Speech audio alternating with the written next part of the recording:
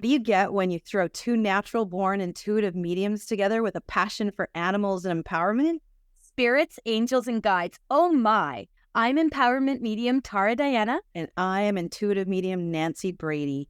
Together, we focus on the good, The bad. and the ugly of working with the spirit realm. But mostly we're focusing on the good. Hey, Tara. Hello. I'm so excited. Oh, I'm so excited too. Welcome, everyone.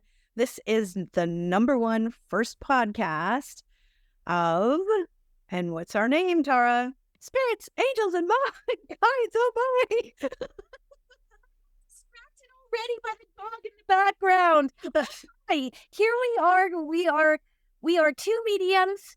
We both have a very beautiful flair of the way we work together, and we have titled our podcast after the work we do or who we work with, which is angel, spirits, and guides. Oh my. And I think, just making reference to the puppers that are walking around in the background, if anyone hears anything, Tara and I have much love for many critters in our lives. So you may hear the occasional wolf. You might hear the occasional parrot squawking. There's all sorts of critters in our world. And it may be many wolves. So we just welcome them because dogs and parrots are good energy. So That's right. That's right. So today we thought we'd cover, and start out with really covering what the premise was behind starting the podcast. We really wanted to share our learnings with everyone who's listening. And, I'm from the school of thought of always be learning. And if I can take something I've learned and share it easily, why not? I agree. And Nancy, I don't know how long you've been doing your mediumship for, but I have been doing it for so long that anything I have now, I feel is tried and true. I feel like I've hit the mark with being a medium in regards to how it flows. So I love to share the little techniques and things like that. But also I love to talk about the different aspects of the metaphysical and the spiritual world. So I'm not just a medium. I'm a medium who is of service, as you are. And, I'm glad you brought that up because Tara's been practicing forever. And it's only within the last 5 years I've really gotten out of my dining room and started doing this publicly. So it's another lesson that it doesn't matter what age you are. It doesn't matter when you start doing the work. It just matters that you do the work. And that's, I guess, part of our messaging that we really want to get is that, everybody can be a medium. Everybody's a psychic. And take what you can and leave the rest of all the information we're going to be sharing with you. Just want to remind you, well, not remind you, but remind everyone that, everyone is a medium and everyone is a psychic. Not everyone should do the work. And that is something that I feel is very valid in putting it out there. We have the tools. It's given to everyone, but not everyone is actually meant to do the work. It takes a certain kind of individual to be able to pull all that energy together and make it work and work well. I couldn't agree more. And the biggest thing for me, and I don't know about you, Tara, but there has to be a lot of integrity and ethics that come into the work that we do. You've heard me say it before. I have like a big thing against how Hollywood has created this image of mediumship and the show up and throw up kind of thing. And disclaimer, we may swear occasionally on this podcast. But, it is definitely something that if you're interested in learning, we're going to share some of our tips and tricks and we're going to share some of our journey with you. And I think it's going to be fun.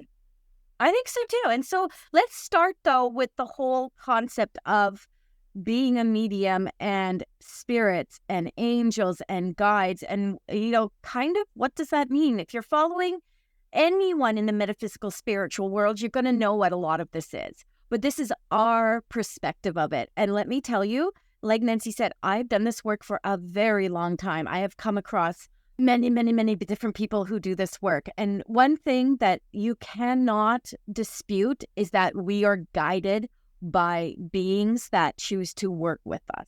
Absolutely. And, for me, I started seeing a lot of them as a child. For me, it was a lot more elemental energies, work with animal energies, and my spirit guides. Everybody thinks, oh, she's playing with an imaginary friend in her bedroom. We were already having a good chinwag, right? you are literally connecting to other beings. You are connecting to the animal energy. And I don't think we mentioned that you are an animal communicator, both in this realm. So the animals that we have, like talking to my dogs, I can just say, Nancy, I don't do that. I can pick up any dog stuff, but there are times I'm like, Nancy, I need something from Doji. Tell me. But she also is, you're a fabulous communicator of animals on the other side. And this is what makes us gives us our flavor. I'm an empowerment medium. The messages I get from spirit, evidential or not. Evidential mediumship is one of those things, and we'll get into that down the road, that I have all sorts of issues with. But I am an empowerment medium. My connection to spirit is solely to provide you with the highest and best message, whether you want to hear it or not, baby, but the highest and best message to move you forward, to show you how to move into your best self moving forward. Why else would spirit work with us? Totally. I literally don't feel spirit comes through to tell us all the terrible things that we have done in our lives, et cetera, et cetera. That is just that's not the contract I have with spirit. So I just wanted to put that out there.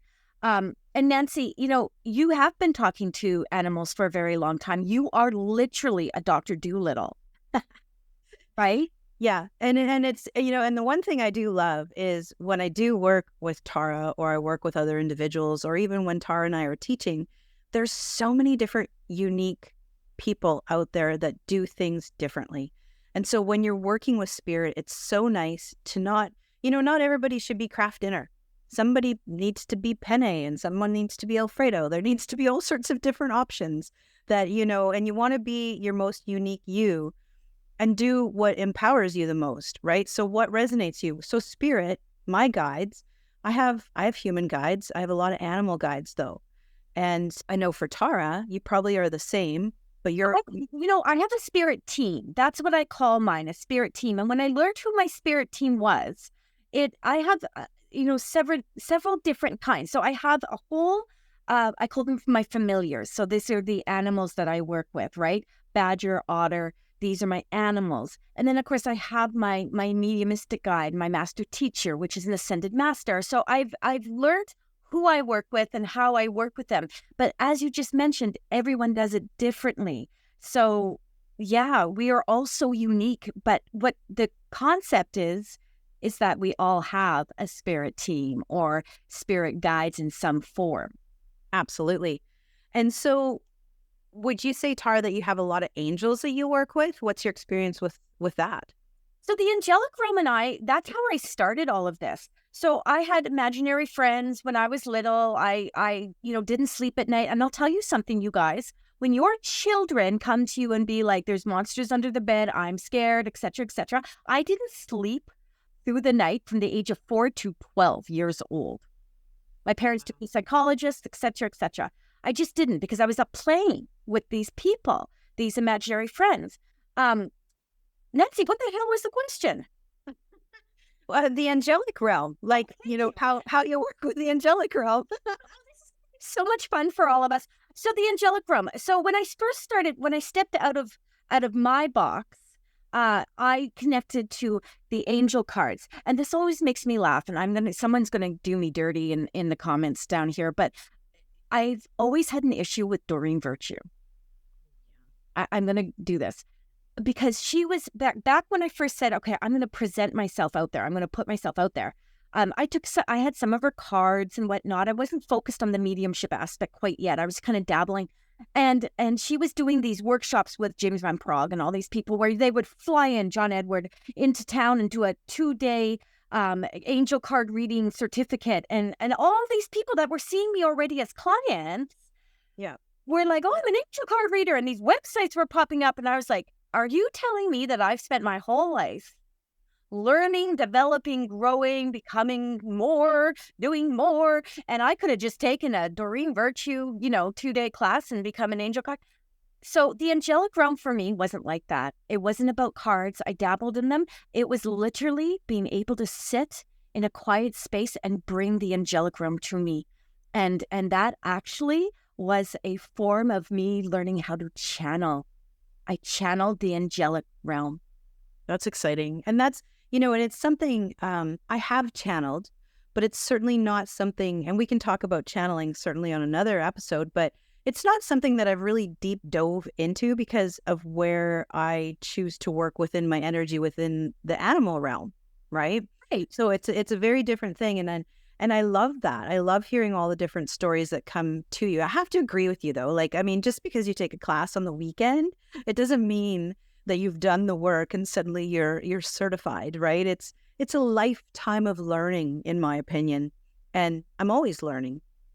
And again, you know, taking courses and things like that, that builds your repertoire. It builds up your resume of what you know and how you sink into it. But you only take what resonates. So when you learn how to work with your guides, and there's a bevy of guides. You know, when I teach it, I tell you to go in and find the ones that resonate with you. There is not a parking guide. There is not a food shopping grocery guide. That's called manifestation skills, right? Let's be I honest. I listen, I have weird labels. I'm not like the traditional read the book and call them what everybody else is calling them. I will call it a joy guide. If I want to get a good parking spot, I call them my joy guides. And I'm like, I need a good parking spot. But that's just what I call I'm going, Nancy, you're manifesting. You're manifesting. You're a master manifester, girl. it. But that leads to an interesting thing as well. Like when we talk about guides and angels, there's all these reference points out there. There's these books like I think there's a generic, yes, okay, we've got the master guide. We've got like a mediumship guide. We've got a gatekeeper guide. But there's so many other guides out there that I don't think it goes in a cookie cutter platform. Like, and correct me if I'm wrong, but I do believe when you're teaching your students, you're teaching them the basic bevy of guides, and then they can journey past that, right? Absolutely. So when we do the spirit guides and we tap into that energy, it is the core. So it helps you learn what the vibrational frequency is within you, like the chemist, whatnot. I mean, I don't. Let's be straight up and honest. I don't play with those guides anymore. I know they're there. I know who they are. I don't need them in that space anymore. Now, my spirit teacher, et cetera, they work with me on a consistent basis. But I'll say this, you talked about the angelic realm, and I'm going to say it. When you learn whose realm you sit in, when it comes to the archangels, and there are friends, when we talk about the archangels, there are so many archangels. There is as many archangels out there as there is bones in your body. I mean, we could just go on and on and on about the archangels. There are four major archangels that we talk about like that. There are four major archangels. But when you learn which realm you work in, out of those four, there is something uplifting about that. Whether it's Michael, Gabriel, Uriel, Raphael, forget Metatron, forget Haniel, forget Shemuel, Emuel, there is. Don't worry about them. But if you can tap into the four and pull the one out, right, that resonates with you, then you're working in a specific energy that empowers you. It's your part of your personality almost. Because if it's Michael, it's strength, it's protection, it's perseverance. If it's Gabriel, it's creation. If it's Uriel, it's wisdom, and Raphael is healing, right? So if you're sitting in that energy, you have a tool to work with. Isn't that interesting? And, I've always just been drawn to Michael. I've always been drawn to Michael. I've worked with Michael for a long time. I have a dear friend who's right into angels. That's her jam. That's all she does is angel stuff. And, I'll dip my toe in. I'll hang out with Michael for a bit, but then I'm right back with animals. Like I'd rather be in that realm. And I mean, isn't that the whole thing about developing and growing and taking what works with you? yes, With spirituality, do I talk to Michael every single day? No. Do I know the energy to put out if I need something specific? Yeah. And that's the tool. And so when we talk about learning who your spirit guides are, who your teachers are, who your guides are, who the angelic realm you work with is, literally what we are saying to you is learn the flavors that work with you. And then that becomes part of your toolbox to use when you are living the human life, because we're spirit having a human experience. absolutely. Absolutely. I love that. Oh, and you guys, you guys might have just heard my dog leaving the room. She was having a little snore fest there, and off she gave him a very crazy shake, and off she left. So, Oh, Doreen. so that's fantastic. I would say, you know, I enjoy watching Tara work when she's talking, and this is one thing. It was quite entertaining. I bought my mom a reading from my niece, who's also medium, and I tend to not do readings for family because I feel it's better to send them to someone else. Yep, I agree. But my mom was quite fascinated by the fact that my niece does what you and I do a lot when we're channeling and we're talking or whatever you want to call it with spirit. Sometimes I will forget and I will talk out loud to them and I will be like, okay, yeah, no, slow down. No, I need you to, bring that back. Hold on. And I never thought how funny it was for who's sitting getting a reading on the other side or, sitting in front of us as our clients going, who are you talking to? Well, of course, we're talking to your spirit guides. We're talking to your loved ones. We're talking to your people, Our right? guides. Or our guides, right? And it wasn't until my mom had pointed that out and said, I found it very interesting how often she talked to your dad or to my angels. And I had to chuckle because just don't pay attention as someone who's actually doing it, right? No, not at all.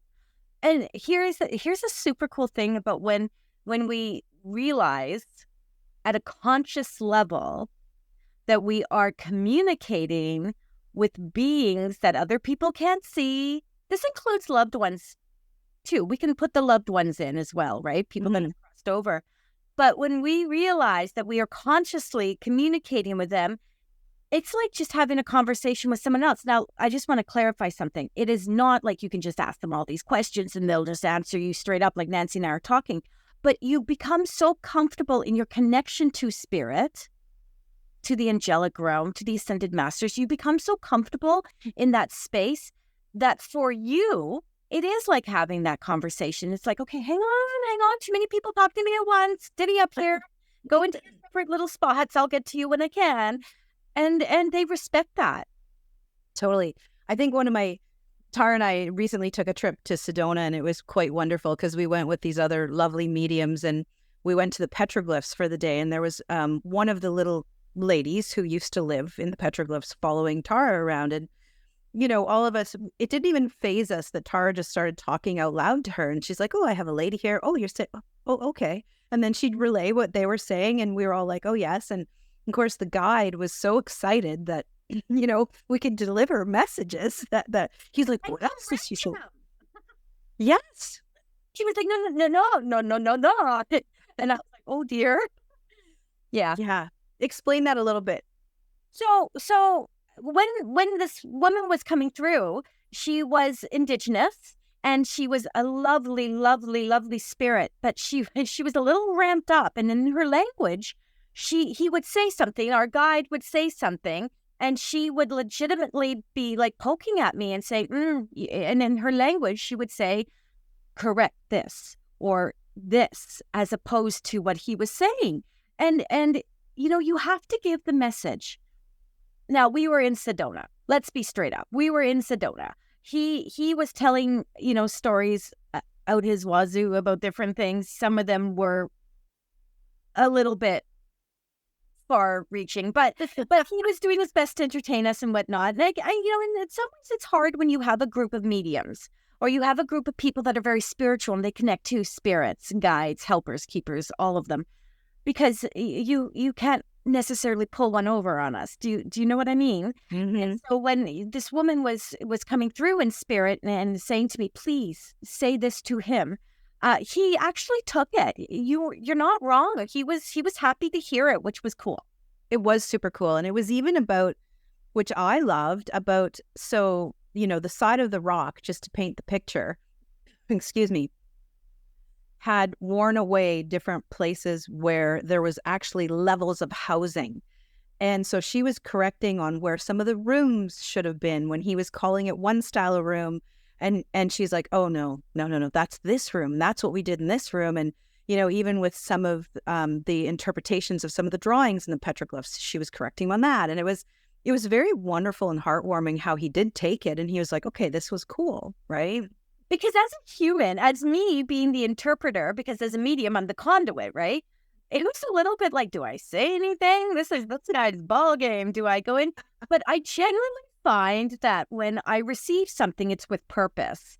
And I would be doing a disservice not to say anything. And I have no fear of like someone being like, what the F is she talking about? Like, what kind of that stuff doesn't like phase me anymore. You don't have to believe me. I'm not here to prove anything to you. The sincerity in the message I give or what I'm giving generally justifies me speaking out. But yeah, he was open to it. So that was cool. And let's face it, our contract is with spirit. Our whole work that we do is for spirit, on behalf of spirit. And yes, we help many people as we do it, but that's who my contract is with. Absolutely. So how do you, Nancy? How did you meet your guides, girl? Well, okay, let's take it back a little bit. So, I grew up on a place called Vancouver Island, and there was a little area, I guess, that there was a scope of Indigenous people there, and one of them was my friend, and he started teaching me about spirit guides and animal guides and everything like that. And of course, I'm going to art college at the time, and he would say to me, he was telling me all these, oh, this is your animal spirit guide, and this is that, and this is that, and he says, pay attention to what's following you around. And I said, oh, I just have a giant black crow following me. And he was like, no, no, that's a raven. I'm like, a raven? I'm like, oh, like I wanted a panther or a tiger or a bear or something. And he was like, Nancy, it doesn't work that way. I'm like, okay. So I just started really embracing Raven. And Raven for me has always been very interesting because my master guide morphs between a physical raven and a man wearing a raven head, depending on when we're connecting and how we're connecting. And I just started painting pictures of him. I started talking to him. I started meditating with him. And whenever I need guidance, a physical raven will show up. And that's his way of showing me and affirming. And even though we still talk and we communicate all the time, that's sort of my symbology that So becomes someone taught you, someone came through and said, you need to learn about your guides. And this is, yeah, I think that's how most of us do it. I mean, a lot of people talk about guardian angels and just knowing that someone's with them. Yeah. Just knowing, I feel like an angel. And people go to the angelic realm for that because it's the easiest one. It's the most talked about one because even organized religion, for the most part, connects to the angelic realm. So, I have a guardian angel. Oh, I feel like an angel's walking with me. Yeah. 9 times out of 10, it's likely not angelic. It's more likely your guides. And I truly believe, as I've been told by spirit, that the guides pick us because they have something that they can work with us. So before we're even like born and placed in this, I'm going to say in this very cruel world right now, before we're even here, the guides are like, hey, Nancy, I got you. I'm a raven over here, please. And I got medicine for you. And I like that terminology because that's what I truly believe it is. It's medicine for us. So I truly, truly believe that. And, your guides, they can change, friends. They can. Mhm. I haven't had a lot of mine change. The only one that I've had is my I call them my healer for the energy work I do for myself and others when it comes to healing modalities, let's just call it. And that's the only one. It went from an Indigenous woman who spoke in many different tongues to a Black Panther who just sits in front of me. I don't question it. I feel the power of it. I accept the power of it. And my master teacher is Kuan Yin. So when I channel, I tend to channel Kuan Yin, right? Yeah. Oh, and how do you do it? Do you sit in a bathtub? When I'm channeling?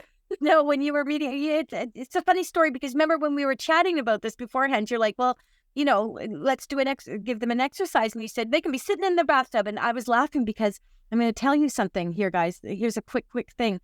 A man by the name of Andrew, whose last name I can't remember. He was a hypnotherapist who also did channeling, but he's been out of my world for a very, very long time. He was a lovely man, though.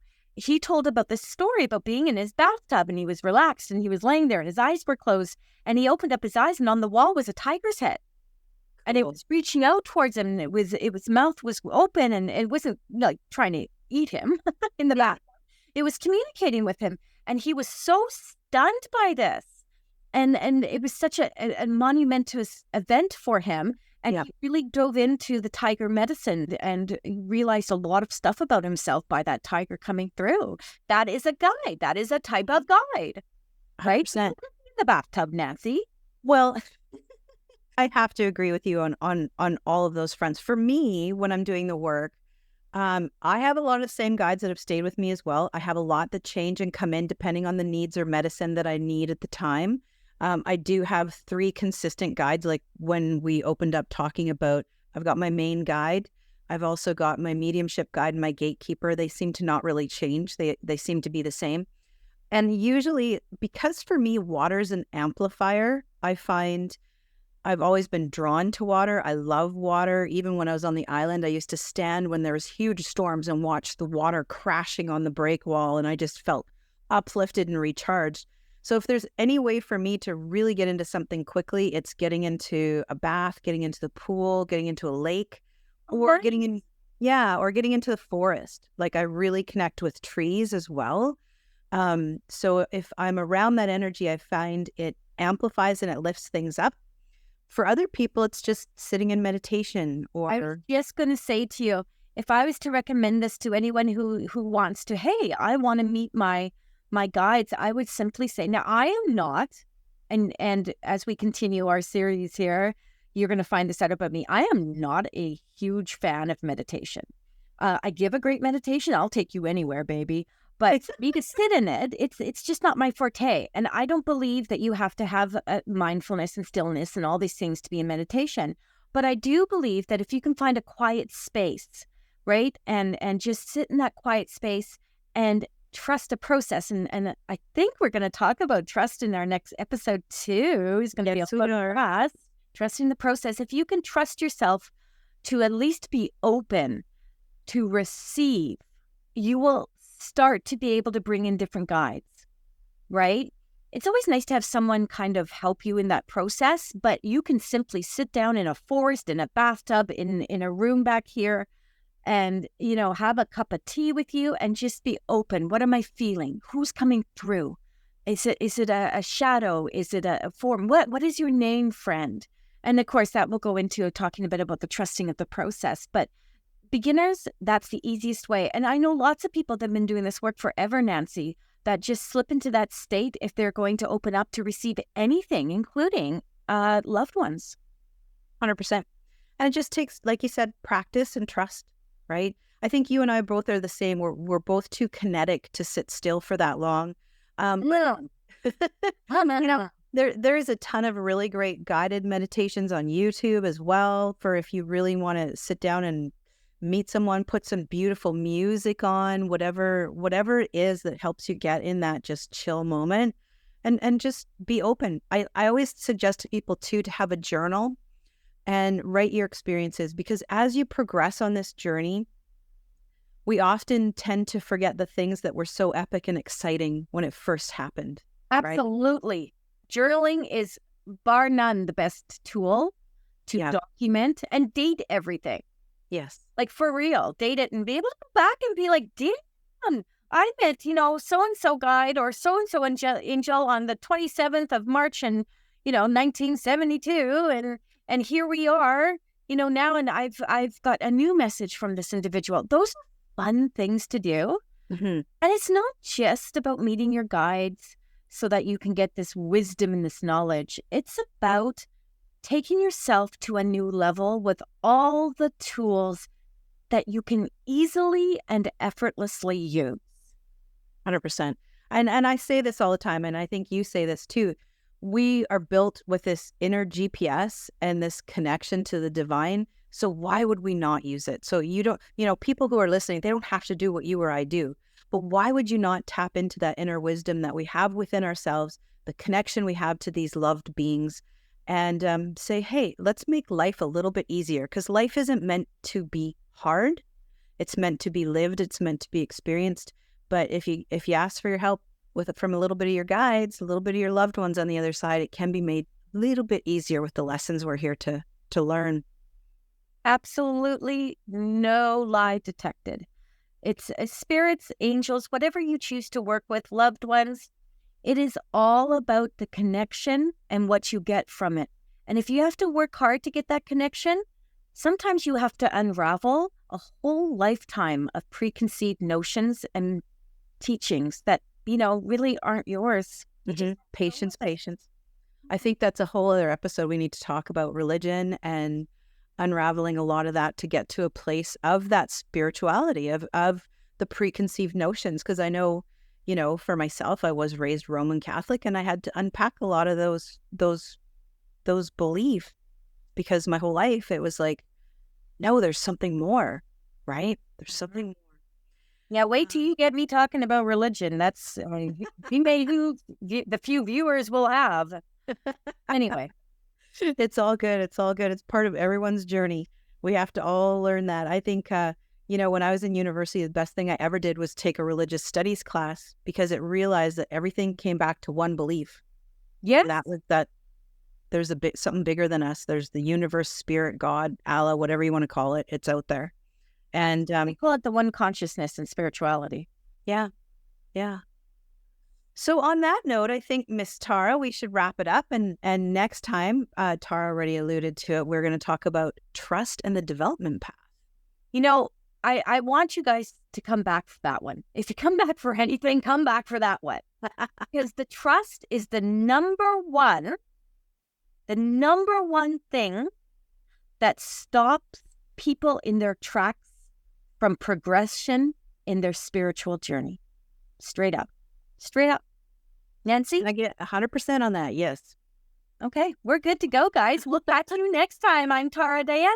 I'm Nancy Brady. And the dogs were quiet. I feel like it's a win.